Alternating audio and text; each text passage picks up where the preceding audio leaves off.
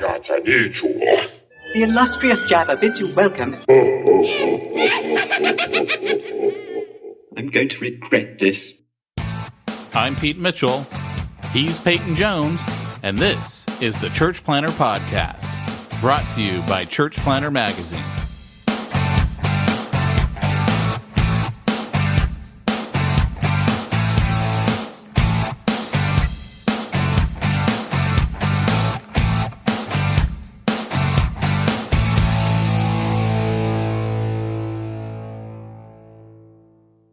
Hey, Church Planter, this is Pete Mitchell.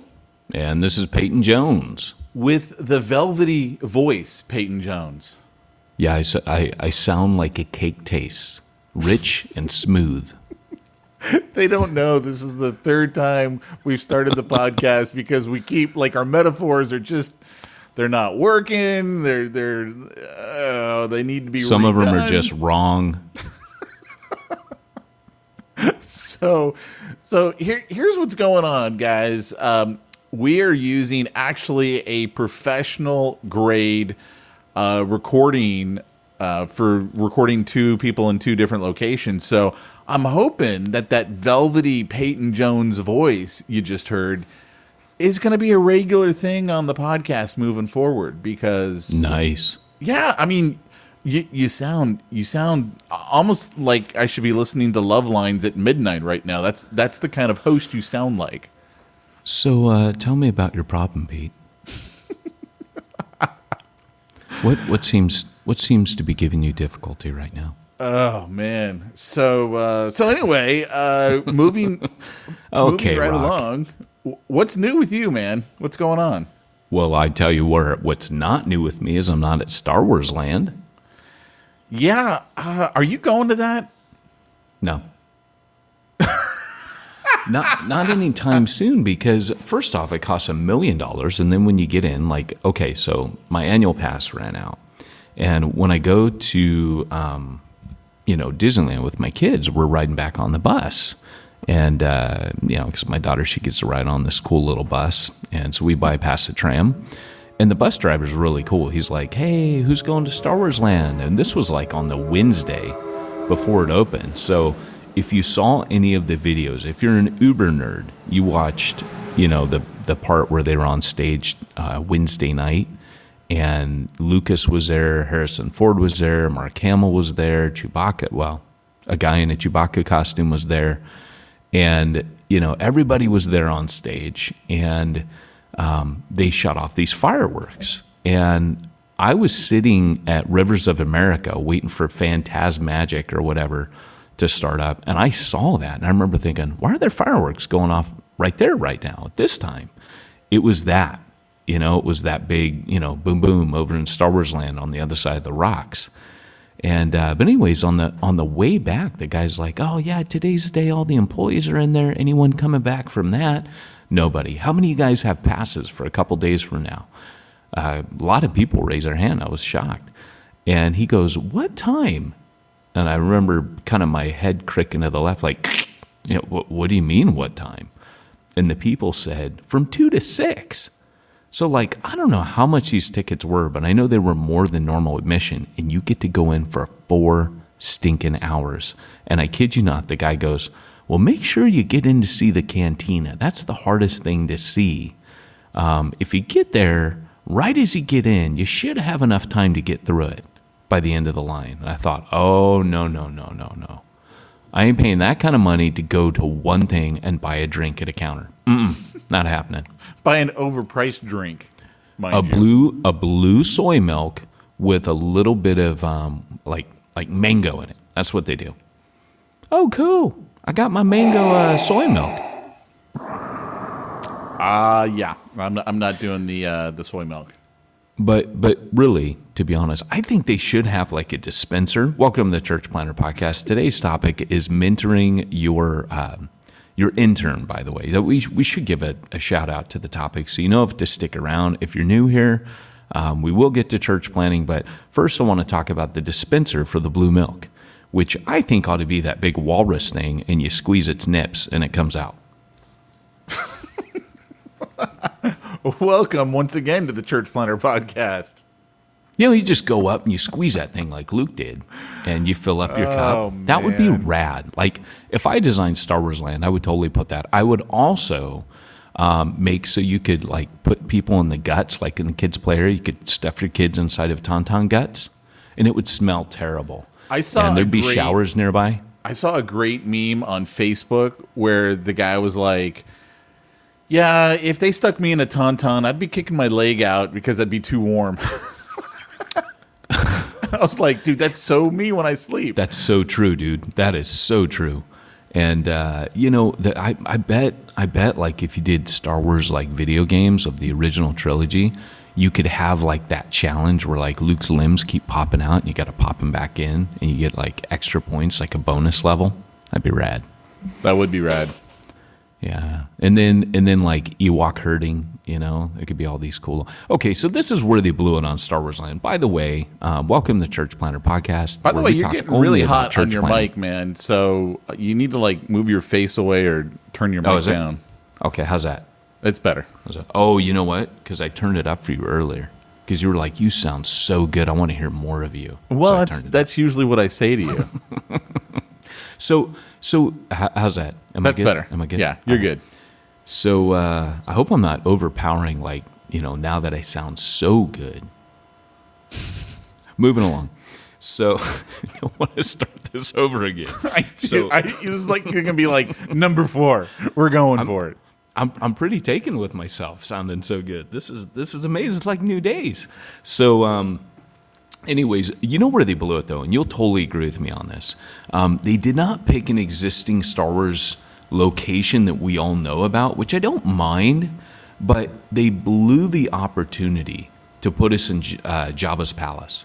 Like, I needed to walk through Jabba's palace. I needed like a skiff guard ride. We're going over the dunes and there's Sarlacc pits and it's like you're going to fall off. And I needed that, but I needed a walkthrough experience where I start off, I'm in Jabba's room. He's a giant animatronic. We drop through the trap door. We go through the Rancor pit. There's a giant, animatronic Rancor trying to grab us. Like, that would have been the ride. And then you go through on the sail barge. Then you're on the sail barge. And then, like I said, it's pitching back and forth because cannons are shooting it. And kind of like on the Pirates of the Caribbean, you got the ships on either side. That would have been rad. And I think they kind of blew it, Well, that's Disney for you. Disney really doesn't know how to entertain people and provide them value. No, not like us, man. No. Welcome to the Church Planter Podcast.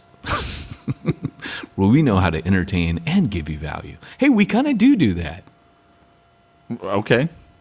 We do.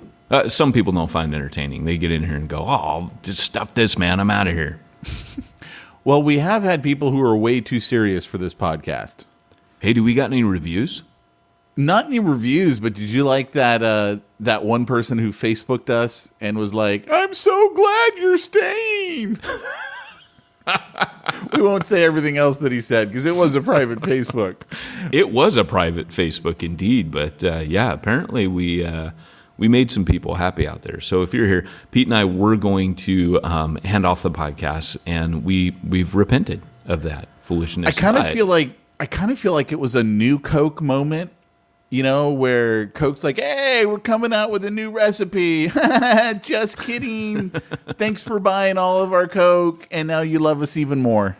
That's right, man. But now it's like vanilla Coke Cherry Zero. Oh, dude. You're gonna, I don't know what you're gonna think. So I got a new topic. You know how we had the Charger for several months? It's been guns for like the last year and a half. Longest running, like heavyweight contender, big time. No doubt. I have a new topic. I kind of don't know if it should be the topic that I'm going to bring up. But, here's my problem. Whenever I've got something that's on my mind, like all the time, that's just what I talk about. Like, of course. That's my groove. So, and you made me think of it with the new Coke and all the Coke flavors. All right, here's the deal, guys. I've been, for the last couple of months, attempting to get back in shape. For those of you who know me, know I'm definitely out of shape. I mean, there's no hiding that one, right? I mean, This is full circle because this goes back to the Speedos conversation. So carry on. I don't even remember that conversation. That was our first thing. We were talking about, not Speedos, sorry. Underoos. Totally different. Yes. Comic book themed Speedos for children. But now they make them for adults. So clarification, but carry on. So here's the deal. So I started working out again and been doing that consistently for the last few months, right? So I'm in the zone, right? Dropping weight, feeling really good about that. Because whenever you start, exercising and changing your diet, you want to see some results. I mean, you're not going to get fit overnight, but you want to see something. That's what gives you the encouragement that you're on the right path, right? Because without that, it's like, why am I starving myself? Why am I doing all this if I don't get any results? Right. So hey, man, I'm like feeling good because I literally had to drill more holes in my belt, right? Because it just was too big. No way, dude. That's rad. Yeah. I haven't seen you in a while. I need to see you. Dude, there's nothing you wouldn't even notice. Like that's how out of shape I am. Like it's going to take another 20, 25 before you even notice there's a difference. So, like when I went to Phoenix last month, I normally got to bring in another conversation. I normally wear my firearm in what's called inside the waistband holster. And I was speaking, and it was like I couldn't wear it there because I didn't want to freak people out. Like in Arizona, you can actually open carry. So if I took off my coat, it wouldn't have been illegal if people saw my firearm. But I'm like, you know what? I'm in a room there's going to be just a ton of people here who are uncomfortable around firearms. So I was using my ankle holster, right? Because I still got to have it with me. I just didn't want to wear it on my side. And literally, I didn't have time before I left to drill holes in my belt. I had to go to Walmart to buy a new belt because my pants were almost falling off, right? Because they just weren't tight enough anymore because the belt didn't fit. So, stuff like that. Like you have all this encouragement, right? I'm on the right track. Things are working. And then, then for like a week, basically nothing, right? And I'm like, dude, why? Excuse me. I'm always hungry. I'm always starving myself. And it's like discouraging. So I kid you not, man. I'm like on Netflix one night. Jamie's like, oh, I got to go to bed. So she goes to bed and I turn on this documentary called Fed Up. Have you ever seen it or heard of it? No. Hosted by Katie Couric. Now, let me just preface this by saying I'm not a doctor. I don't even pretend to play one on TV. I don't know enough about this stuff to know what's true and what's not. Like that's to me one of the hardest things in health is you never really know what's true because everybody's got their opinions. And then, one guy says one thing this year. I mean, you remember for decades when we were kids, eggs were like so bad for you. And they're like, don't have more than 2 a week. And now they're like, oh, you know what? We screwed up. Eggs are actually just fine for you now. Yeah. So, I mean, I have very little faith in the health community that they actually know what they're talking about. But I'm watching this documentary, and I will say this. I don't know if this is legit, but it absolutely resonated with me. So Katie Couric's hosting it. She's like, look, my whole life, it started out as like these rare oddball cases, kids with type 2 diabetes, and now it's like commonplace in America. What happened? And so, they basically go through the story, and they're like, the thing that really caught my attention is this one guy goes, when is a calorie not a calorie? And I'm like, what the heck is he talking about? And he's like, basically in a laboratory, they got to test, what's the caloric value of all the different foods and stuff that's sold. And he goes, but that's in a laboratory. He goes, our bodies aren't laboratories, and so our bodies don't actually process things equally. They don't process them the same way. And so he gave the example, and you being a nurse, you would actually be someone whose opinion I'd value on this, because, you would understand this a lot more than me. He basically said, he goes, our bodies aren't laboratories, and so our bodies don't actually process things equally. They don't process them the same way. And so he gave the example, and you being a nurse, you would actually be someone whose opinion I'd value on this, because you would understand this a lot more than me. that when you have sugar, it immediately goes to the liver, and your body's pumping in insulin, and then it's used to put it into fat right away. Right. And basically his point was, he goes, that it doesn't even like you're starving yourself. And so they go through all this whole thing about how addictive sugar is, and I mean, I think we all kind of know that on some level. I mean, if you eat sugar, you know it. But what was like astonishing to me is they basically went, okay, when the whole health food craze started, fat was the big evil thing. They're like, oh, don't eat fat, don't eat fat. And so they started taking fat out of the food, and they started putting in sugar because it tastes awful when you take out the fat. Right. And so he's like, basically everything's got sugar. Literally everything. Your breads, all this stuff. Yeah. And so, I'm watching this, and all of a sudden it like clicks to me. So one of the things they're saying is, that's part of the reason why you're always hungry, is because your mind is literally addicted to the sugar, and it's craving the sugar fix. And I'm thinking, okay, you know what? I'm always hungry on this diet, like always. And I know I'm not eating right, but what I'm doing is what they've always said for years, which is calories in, calories out. Like, I'm just counting calories. The problem for me is that those calories in are crap calories. Right. And so it doesn't matter. Like, calories in, calories out is not the magic formula at all. I mean, you still got to be, cautious of the calories in, but like the point that it gave was, and I don't know if this was in the movie or in the book that I read afterwards, because the problem with the movies, they gave no solution. They just said, here's the problem. Sugar's in everything, and it's technically a toxin, and you basically, the amount that we eat is absurd. And like, you basically, every time someone comes out and says, hey, this stuff is bad for you, the food industry just goes crazy, goes ballistic.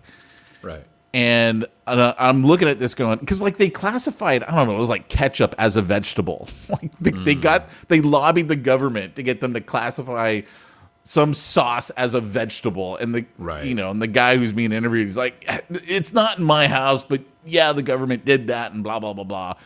So long story short, right? There's no solution in the movie. So I go to their website. Man. It's corn syrup. That's the chief crop that we do in America. So we put freaking corn syrup in everything. Everything. Yeah. And the funny thing is it's where some people are doing that keto diet, which is terrible for you, by the way. Is it really?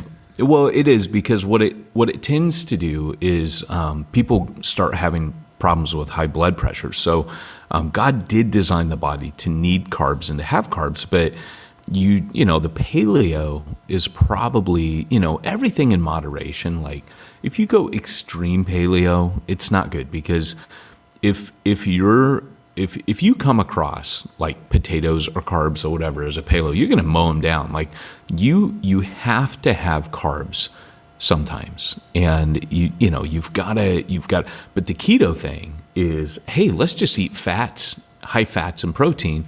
We know that's not, like, just logic tells you, well, your blood pressure starts spiking, and there's different reasons for that over time. And so a lot of people get on, they start going to the doctor with those problems, and they say to them, get off keto. What are you doing? Right. Keto, if you do it, is great for a reset and good for a time.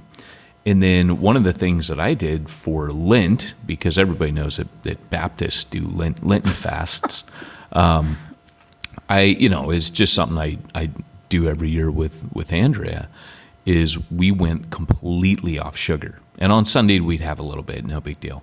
That was our cheat day. But I swear to you, man, like last night, my daughter, she passed her junior lifeguard swim test. And we went out to celebrate, and I had a shake, and I was like, over at Ruby's, and you know how good those are, Pete.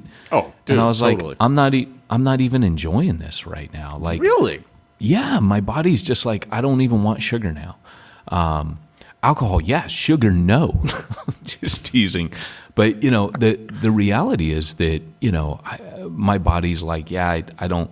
So when you reset and you get off of that, it not only do you not crave it anymore, but your body, because I'm now like, I just don't eat sugar anymore. I'm avoiding it. And one of the ways to do that, you hit on that point, is there's a rule that says never eat out of a box or a bag and you'll be fine. So if you're eating your eggs, you pick up meat at the supermarket, boxes and bags, that's where you're going to have a hard time. Yeah. Yeah, so I mean that's essentially what I've come to is, I went to their website, went to this doctor who I guess he's the guy who did the Daniel plan with Rick Warren, which I always thought was like, why are you having Rick Warren tell everyone to do the Daniel plan? The guy clearly needs to be on the Daniel plan himself. Like, you don't expect me to tell you how to diet because look at me, I'm out of shape. So don't take your advice from me. He was the authority of the biblical part of it, I think. Well, but still, I'm just teasing. I take your man. point. You know what I'm saying? I don't think he was successful with the Daniel plan. I mean, I've seen pictures clearly of him. not. No harm. Like I don't mean that in a mean way. Right. But I don't think it worked for him. No, clearly not. So, but anyway, so it was that doctor, and he wrote a book, like, I don't even remember what it was called, but I think it was like, the 10-day sugar detox or something like that. But it really captured my attention because I was like, okay, this is the problem that I've had, and I've always had it my whole life.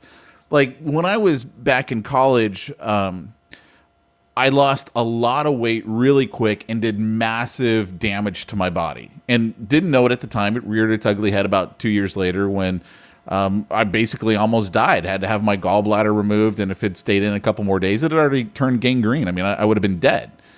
And so, I mean, I never learned how to eat properly, right? I always was hammered with the calories in, calories out. So if the calories in are crap, doesn't really matter because I'm spending more calories out, right? And that's just not a healthy way to eat.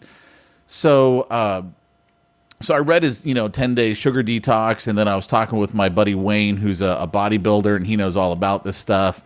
And he's like, yeah, no, what you really want to do is get like a glycemic index book and really learn what are the glycemic index of the different foods that you're eating. But kind of like what you just said, if it's basically processed, I'm not eating it. Right. And, I really, it's kind of funny. I've never liked sweet potatoes. Like something about a orange thing that's sweet is just weird to me. And I've never liked it. Star Wars food, dude. Come on. Dude, it is totally Star Wars food. Never liked it, man. Never liked it even remotely.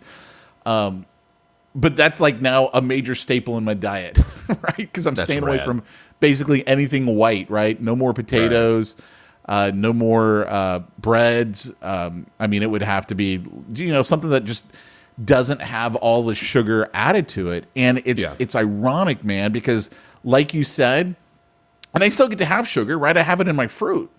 Right. And all these different things they go through, because I've always heard, the fruit's so high in sugar, that's bad for you. Well, because of all the fiber that's with it, your body doesn't process it the same way as if it's a Coke. And I think one of the things that really I understood as soon as the guy said it was like, if you drink a 20 ounce of Coke, you actually have to run 4.5 miles to burn that Coke off, because of how it quickly hits your liver and the insulin and all that other.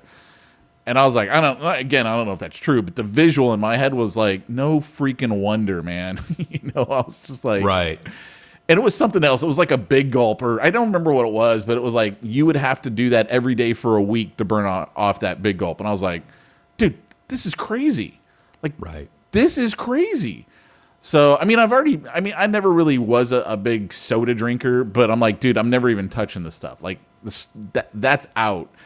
But the whole reason I'm bringing all this up, because I know we're over and we need to actually get into our topic, is literally this week, since I've been on my own version, if you will, of the sugar detox, which is basically just not having anything with sugar, just eating tons of vegetables, sweet potatoes, definitely get to have fats. I get to have avocado, which I love. Eating fruit. Dude, I got 4 trees. Come over to the Jones house. I'll say Come over to the dark side.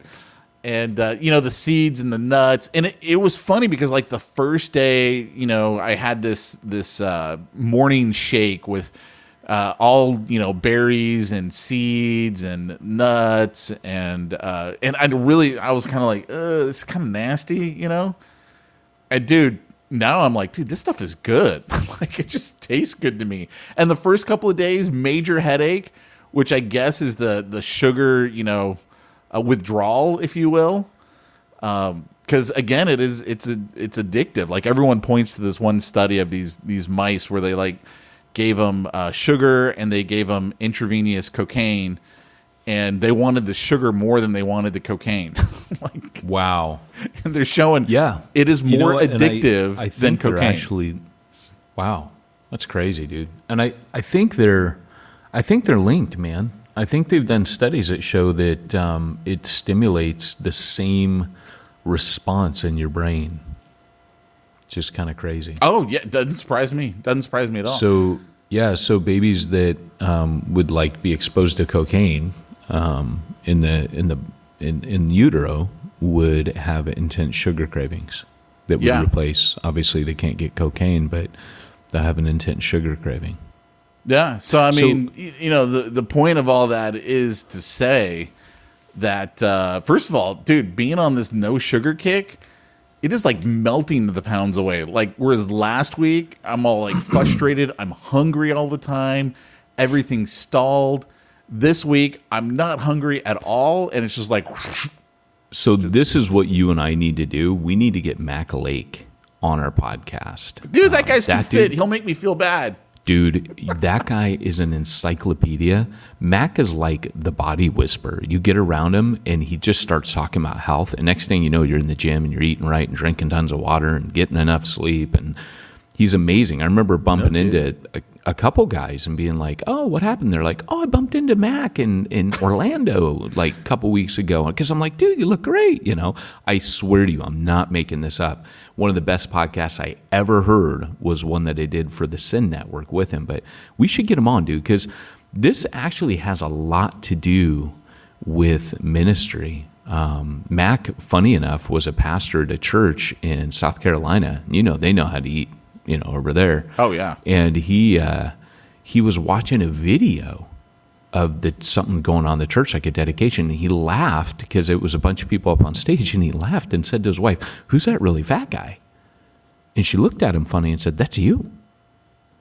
And he didn't realize, and often you don't realize, like, how until you see pictures or, when you've crossed over a line. And so what's cool is Mac is a dude where it's a lifestyle for him. And so many of the people out there now where they're like, oh, Pete, you're doing it all wrong. What you need to do is come through my program and learn your body type. Not saying that it's not a more complex issue than people realize, but that's actually appealing to vanity. The reality is what you're saying. You're learning the core, like the glycemic index, the core principles of health and fitness and how the body works and process. If you know that stuff and you're not just trying to look good on Instagram, you're okay. You're getting healthy. And one of the key motivations, like I know Paul was healthy because there's no way he did this stuff that he did. And then Wesley as well wrote a medical textbook for people because he felt, into his 70s, he was still riding like 200 miles on horseback a day. I just read a biography on him, and it was like nobody could have kept up with that dude. And he would tell these young men, he'd be like, hey, you need to take care of your body. There's no way you can be a circuit rider and expand the kingdom if you don't look after your body. So, dude, it's amazing. And if you guys want to know the link there, the link to that ministry is huge. So, and we'll cover that a little bit. I've got another podcast called Ministry Ninja. We'll be covering, 3 areas. One is how you think. So we'll cover theological things, what you do, ministry, action, that kind of stuff. Then the last one's personal development, because that is a huge part of being, a ministry ninja is boom. You gotta develop yourself, mentally, spiritually, physically, yada, yada, yada. Yeah. And people are into that now, self-help and, improving themselves. Hey, there's worse things you could do, right, than improve yourself? Sure. No. I mean, yeah, I'm totally with you. And I think part of that can also be the, like you said, it can be the downfall, like with the keto diet. I didn't know any of those negative sides to that, but I mean, it's not like I really studied it all that much. I mean, the thing that for me really stood out was one, we in America, we have this explosion of, obesity related health conditions over the same time frame that we've been like trying to get in shape as a nation, and this is a big deal. And so it really made sense to me when they're like, well, look at what they did. They took out all the fat because they said it was bad, and they replaced it with sugar. And then when you look at how your body processes sugar, no wonder it's not working for people. And I was just like, wow, okay. Now, again, don't know if it's true. Not a doctor. Not, I don't know enough about that stuff. But I do know enough about my personal body and the history in my family to know sugar ain't a good thing for us, right? Diabetes runs rampant. Sugar, it ain't a good deal. Oh, diabetes, man, that's something you definitely don't want. See, look at us. We're two old people. I turned 46 this week. It's like we're two old people sitting around talking about health now. That's what we do. Pretty soon, it'll be like we show up, Smack Talk's all about surgeries. How do you want your casket? The good old days, We're already in danger of the good old days. I think we wax eloquently about the 80s far enough. Do you like that meme I sent you with the Hulk this morning? Oh, dude, yes. I pictured you waking up and laughing your head off. So yeah, you knew when you saw that look in Bixby's eyes, his eyes turned, so you knew it was going down. Yeah, that was good. Hey, so let's get into our topic. All right, hold on. Let me pull up Doc Brown here. Doc. Great Scott! It's time for this week's topic.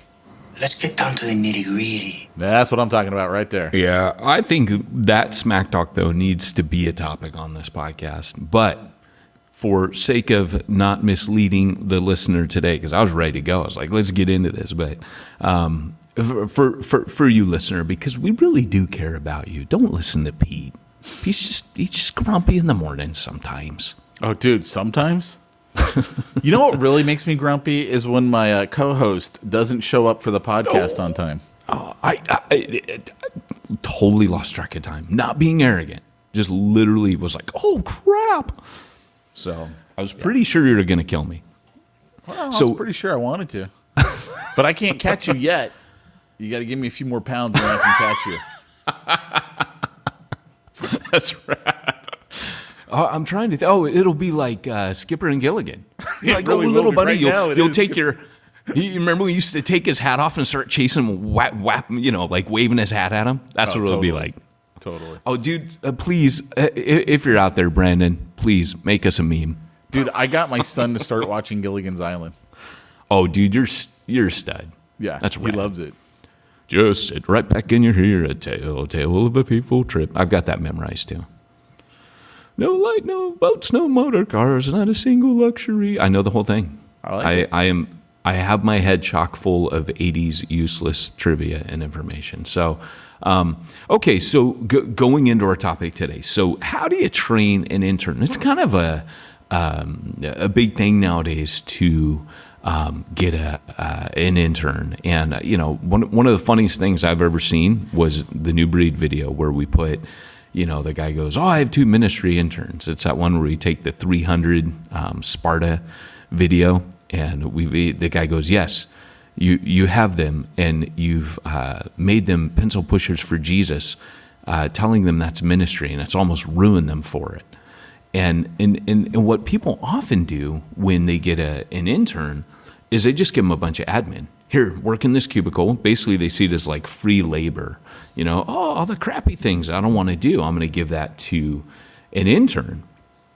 And so I've had a few interns, and my first intern who came over from the UK, I told him, I said, look, you're going to have to do some of that stuff because that's ministry. I told him, look, all the behind the scenes stuff you have to do. Like somebody's got to set up online giving. Somebody's got to do bulletins. Somebody's got, or whatever the equivalent of that is, announcements and slides or whatever it is. Somebody's got to talk to the park and recreation. Someone's got to deal with insurance. Someone's got to deal. And if you don't have Simplified Church, which we'll get to that in a little bit, but if you don't have all that stuff, which we didn't in the beginning, then, somebody's got to do all that. So you will have a bunch of behind the scenes stupid stuff. So I think it's healthy to give an intern some of that, but you don't want to give an intern all of that and make that their job, because what you do is you produce an office secretary. And so for the first intern, that was Barry, and he came out and it wrecked his world. I mean, coming out, he was frontline with Ruben and San Pedro. He was involved. He was preaching. He was doing COGS. He was, doing learning to do outreach and witnessing and things like that. And then as he went back, he started a church and a coffee shop. And that was that. I mean, I went to that. It was cool. It never got huge or anything. And then he folded it down for a time to go work for another dude. And then some other dude's like, oh, I'm taking that on and going to run with that. So what was pretty cool is that as we look at doing interns, I think the core of it needs to be ministry, actual hands-on ministry. But the first thing you've got to do is you've got to figure out, what are they here to learn? So if let's say Barry, or now I've got Ben, who's out here. Ben talked to Barry. Barry said it wrecked my life and rocked my world, and I'm not the same dude I was. Basically, Ben came out and said, I want that. Sign me up, right? So he went to Refuge Long Beach. I said, hey, I'm going to be planting here in North County, San Diego. He's like, nope, don't want that. Want the Barry Waters experience. Well, that's what you want. You want a dude where he's like, man, I want what that dude had. He came back, he wasn't the same dude. So Ben has thrown himself fully in, but I had to first do the first thing, the first bit of work, which is what Jesus does with the disciples. He figures out what they want. So if you ever read in John's gospel, where John gets, John the Baptist baptizes Jesus, and when he comes up out of the water, he goes, it says that he's driven into the wilderness, and then he comes back, and John's there, and he says, behold, the Lamb of God that takes away the sins of the world. And when that happens, it tells us Jesus walks away, and John and Peter, or is it not John and Peter, it's John and Andrew follow him. And as he turns around and he says to him, what are you seeking? Like, what do you want? And they don't know, right? So they throw out, oh, where are you staying, Lord? They don't know. What they're saying is, hey, we want to spend more time with you. And often your intern doesn't know the answer. They don't know what they're looking for. What they're actually looking for is they're looking at you. And the core of discipleship is, I like what I see in you. Give me some of that. So if I follow Chuck Smith or Billy Graham or Charles Spurgeon or any of those guys, Francis Chan, I would attach myself to those guys because I liked what I saw in them. And I may not be able to put it, but I'm saying, I want to become like you. That's what discipleship is. I want to become like the master. And Jesus said, when someone is fully discipled, or a disciple is fully equipped, he will be, or fully trained, he'll be like his master. And so that's what Jesus was doing. He was making them like him. And so if you look at all of the different things that they are, that a disciple is someone who can go through hardship. Jesus did that. Someone who can teach. Jesus did that. Someone who can spend time with people. Jesus did that. You could just go through, look at all the things that Jesus did, and Jesus told them, hey, one day you'll do greater works than I've done. And that's because of the power of the Holy Spirit. But people don't know how to put that into, put it into words, but you've got to draw that out of them. I like it, man. Is that, and would you say that's kind of, because when we were talking about this topic, you're like, oh, I like that topic. Have you had an intern before? I know it's a little different with ministry and, things around that. I mean, it's definitely different, right? Like in business, everyone's looking for the money. How do I make the money? A ministry intern is a combination of how do I make impact and how do I connect with God on a deeper level. So it's a totally different dynamic. And I think what's kind of interesting to me is part of what you described is basically the live-in intern. I mean, they're not living with you, but both Barry and Ben left Wales and came here. So they're totally, fish out of water. And so you plug them into a church. That means everybody they're going to know, everybody they're going to hang out with is going to be somehow connected to the church. Right. And I find all of that really, really fascinating. Like, I mean, first of all, not everybody can do that. In fact, I would say most people can't do that. Certainly married people, it's going to be very difficult to do. Not that they can't, because you've had married interns do the same thing. But it's difficult, right? I mean, and then when you start mixing in kids and all that, I mean, it's a totally different ball game. So this is almost like, hey, this is what a single person, I almost kind of envision it as either someone in seminary or thinking about going to seminary. Like this type of internship would be the greatest thing that they could go through. Yeah, for sure. And ignore the Cheerios being poured in the background. But it's funny because it is really. And I think, Jesus trained these guys for 3 years. And, okay, we have scripture and we have things, but we didn't have Jesus. I mean, I do think internship takes longer than people think it does. They say, a year and, 2 years or whatever. But I really think if I look back on my internship process, it was longer than I often think people need. I start off as a youth pastor, had the college added to the high school group, had the junior high added to that, went to assistant pastor, cut back on some of my responsibilities, just did high school then, or maybe it was college and assistant. Like my responsibilities broadened and lessened, but they got deeper and more serious. And then I did that for years, and I went and interned over at Lloyd Jones's as the evangelist, did that for a couple years. Then went out on my own and still made tons of mistakes, still got my butt handed to me. And so the time, if I just look at 3 years for Jesus, I'm not saying that you have to make a rule about that, but you got to get past this idea that we're going to do it for a year. You got to assess it. You got to assess it every year. Where's this person at? Because don't get discouraged if that dude takes 3 years, because the disciples did. I mean, the people Jesus himself trained took 3 years of training 24/7. And so when you're bringing up people with full-time jobs, can you disciple them? Yeah, you can. And, maybe you have someone that you're discipling in ministry.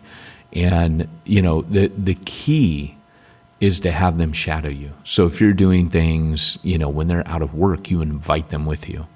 And that could be stupid things. I mean, that could be like, hey, I'm going to go talk to this person about this, or I'm going to go talk to the city, or I'm going to, go deal with this problem, or I'm going to, I hear chimes.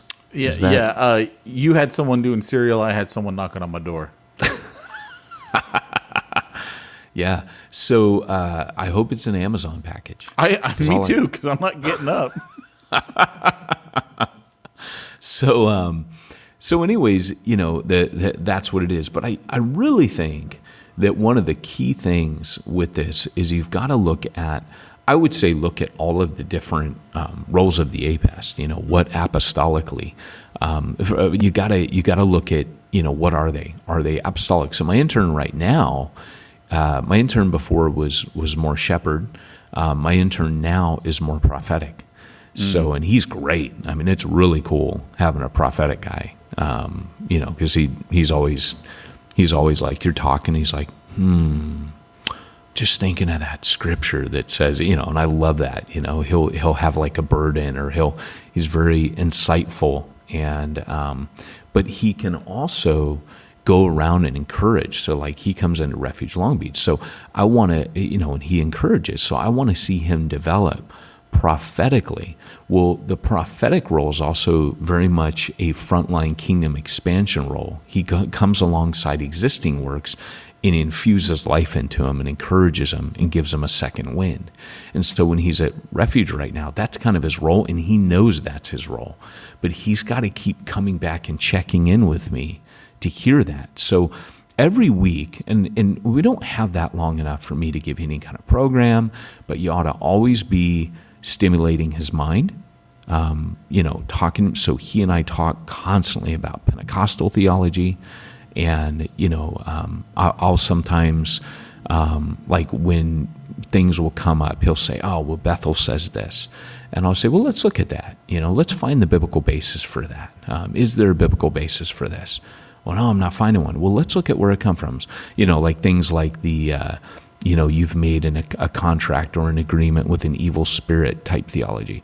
We'll sit down and I'll say, well, that comes from a book called The Four Agreements, which is Toltec wisdom, or, shamanistic theology, which the Pentecostal movement grew in that back in such and such year when it hit the bestseller list in America. Someone read it and applied it to theology. It's actually pagan. It's actually occultic.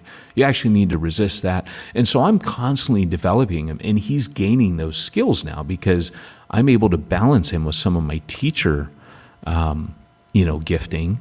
But he'll also temper me. And that's what's great about an intern relationship is, when you figure out, like, let's say you're a teacher or a shepherd and you get an intern and they're apostolic, they want to plant out from you. Well, what you've got to do is you've got to start feeding them apostolic stuff, which means you need to read apostolic stuff. And here's the cool thing is you need an apostolic person pulling on you as a leader. And so what it'll do is it'll get you out of your comfort zone. So what you have to be able to do at that point is go with them into areas where you're just holding their hand.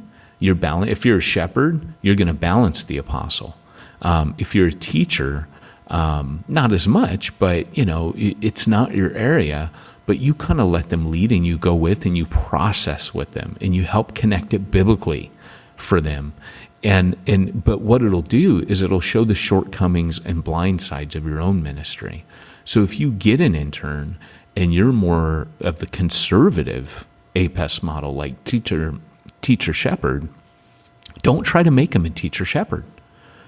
Find out, hey, what makes apostolic people tick, and how do I help them develop in their gifting? And maybe part of that is to couple them up. So I've got Ben right now, he's coupled up with a couple of different ministries around Long Beach and Orange County that are evangelistic, straight up evangelistic. And so he's doing a lot of training with people that do that nonstop on Wednesdays. And that's what he does on Wednesdays. And it's helping to develop his frontline skills. So when he goes back to Refuge, which is a very frontline church, he doesn't feel out of his depth. He feels like he has skills and he's learning, okay, these guys do it this way over here. It's not as effective. These guys are doing this and I'm much more comfortable with that. And I think that's more effective. And I'm watching people come to faith, and he's learning and developing in his roles and gifts because he's very evangelistic as well. So that, and that's all we have time for. So. Well, at least we used our time appropriately with the false starts. I don't know that we did. And, well, we could talk more brass tacks next week too. I mean, this is certainly something that I think we could just put a finger in that and say, let's what I think we ought to do? We ought to bring on Ben and ask him from the viewpoint of the guy doing the intern. Oh, for sure. What has been valuable, what has not been valuable, what would he like changed, the whole stuff. It's hell. It's hell. Save me. Call the police. So, what's really funny is There are 3 questions that I ask him almost every week. I didn't ask this week, and it actually stuck out to me. You didn't ask it this week, but my 3 questions always for him when we get together are, what's going well? I let him talk about that. What's not going well? I mean, these are really easy questions, but they kind of set the tone for everything. Yep. And then the last one is, what do you think needs to change? And those are just really basic coaching questions, but the amount of stuff we're able to dig into because I asked those 3 questions, if you're not doing that regularly with your intern, then you're really like missing kind of the core, because they will direct, they will teach you, and they will tell you everything that's going on in them. So yeah, let's do that. In fact, next week, off of that, let's do exactly that. Walk on the road. Walk right side, safe. Walk left side, safe. Walk middle, sooner or later, get the squish, just like grape. Here, Church planting. same thing. Either you, Church planting do. yes, or Church planting do. no. You, Church planting do. guess so. Just like grape. Oh, While you're doing all that training of your intern, what how do you handle like all of the bookkeeping and finances and IRS compliance? I'm glad you asked that question, because I use easychurch.com. Oh no. Could you imagine? Hey, we're going to come out and create a competitive organization to simplify church.com. We're going to call it Easy Church. You better hurry up and buy that domain name. That's all I'm saying. No, That's actually a really good domain name. Holy cow. I wonder if it can't be available. I bet it is. Wait. If Easy Church is taken, we're just going to become Easier Church. I saw your Facebook thing where it was like hugs, and then it was like the rise of modern capitalism. The guy next to him, it says free hugs, and the guy with the sign next to him, it says hugs, deluxe hugs, $2.99. And then you go, Pete Mitchell hugs, $29.99. Yeah. They got to be worth more than that because they're so rare. They are rare. They are rare. a law of supply but back and to your demand. question, great question. What do you do when you got all this stuff going on and you don't really want to trust your interns with the money? Let's let them focus on other things. That's where simplifychurch.com comes into play. Yeah. All right. Well, simplifychurch.com. You heard it here on the Church Planner Podcast for the first time.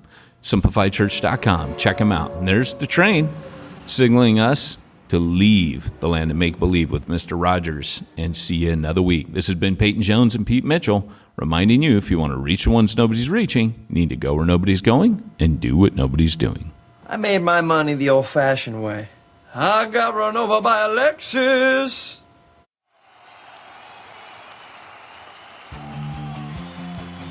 Thanks for joining us for another weekly episode of the Church Planner Podcast with Pete Mitchell and Peyton Jones. We'd love to hear your comments on this episode of the Church Planner Podcast. Visit us online and let us know what you thought at churchplannerpodcast.com. If you subscribe to us via iTunes and have enjoyed the podcast, leave us a positive review. The more positive reviews we receive in iTunes, the more iTunes will promote us to other church planners who would benefit from this show. This podcast is brought to you by the Church Planner Magazine, which is available in the iTunes newsstand or online via churchplannermagazine.com.